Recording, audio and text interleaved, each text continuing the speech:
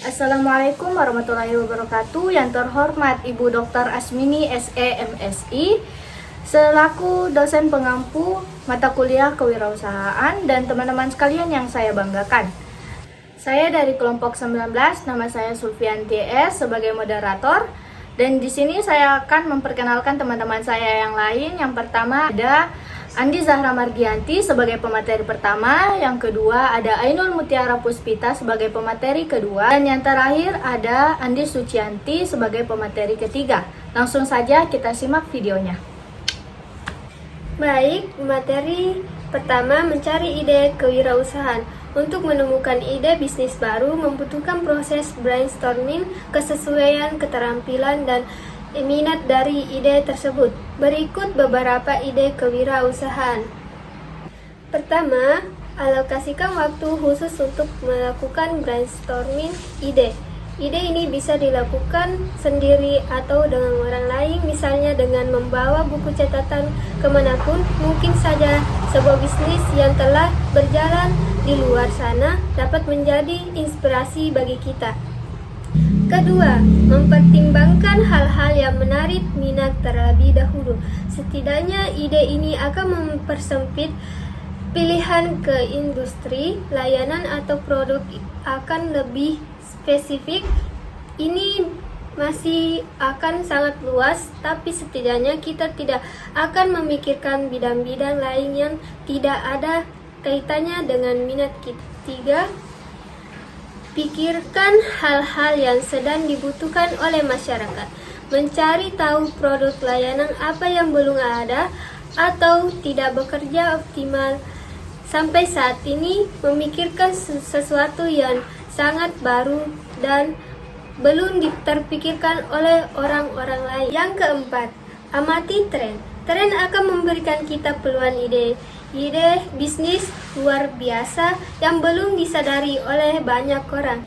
Kelima, pertimbangkan kebutuhan sendiri. Misalnya, apa kita ingin mendirikan bisnis dari rumah, di toko, kantor, atau bisnis virtual. Masing-masing mempunyai kelebihan dan kekurangan, dan itu sangat bergantung pada ide bisnis kita.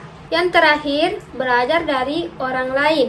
Membaca buku, artikel, dan materi lainnya tentang orang-orang yang kita kagumi untuk belajar tentang pendekatan mereka dalam menjalankan ide-ide bisnis.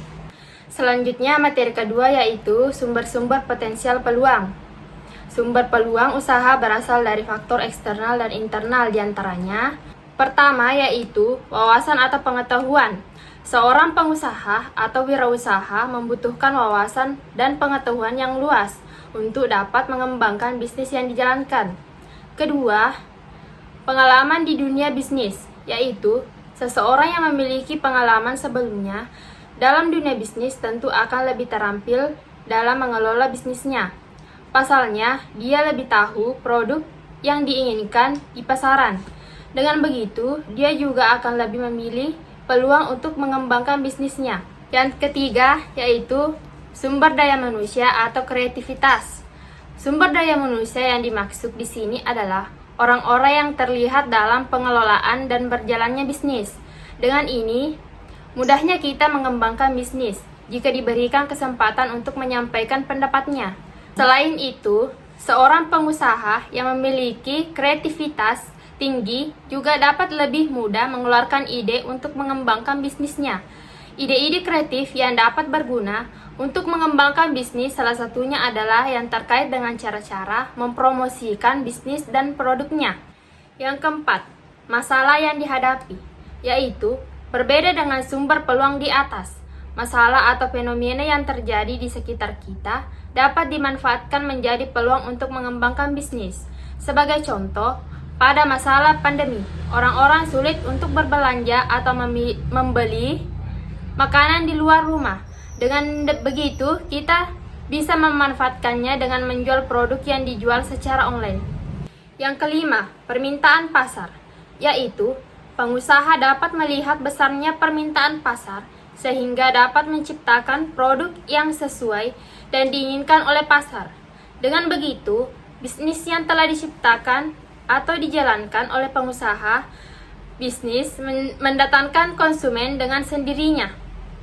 Yang terakhir, melakukan upgrade pada produk yang sudah ada, yaitu produk yang sudah diciptakan dan jelas telah diminati oleh banyak orang bisa menjadi peluang bisnis untuk menciptakan hal baru. Sebagai contoh, sudah ada banyak produk minuman es kekinian, tetapi hanya memiliki varian rasa original saja. Agar konsumen tidak bosan, kita dapat menambah varian rasa baru yang unik dan akan disukai banyak orang. Materi terakhir, bekal pengetahuan dan kompetensi kewirausahaan. Untuk menjadi wirausaha yang berhasil, persyaratan yang harus dimiliki adalah memiliki jiwa dan watak kewirausahaan. Jiwa dan watak kewirausahaan tersebut dipengaruhi oleh keterampilan, kemampuan, atau kompetensi. Juga seorang wirausaha harus memiliki jiwa dan kemampuan tertentu dalam berkreasi dan berinovasi dengan menciptakan sesuatu yang baru dan berbeda. Kemampuan kreatif dan inovatif tersebut tercermin dalam: pertama, kemampuan dan kemauan untuk memulai usaha. Yang kedua, kemampuan untuk mengerjakan sesuatu yang baru. Yang ketiga, kemampuan dan kemauan untuk mencari peluang. Yang keempat, kemampuan dan keberanian untuk menanggung resiko. Yang kelima, kemampuan dan mengembangkan ide dan meramu sumber daya.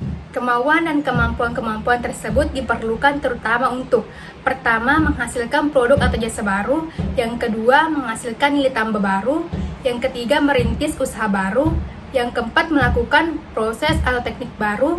Dan terakhir, mengembangkan organisasi baru. Itulah materi yang telah disampaikan oleh teman-teman saya. Sebagai kesimpulan, kewirausahaan adalah suatu kegiatan yang melakukan suatu proses, di mana proses tersebut membutuhkan inovasi baru dan keberanian mengambil resiko, serta mampu memanfaatkan sumber daya secara efektif dan efisien untuk mendapatkan profit.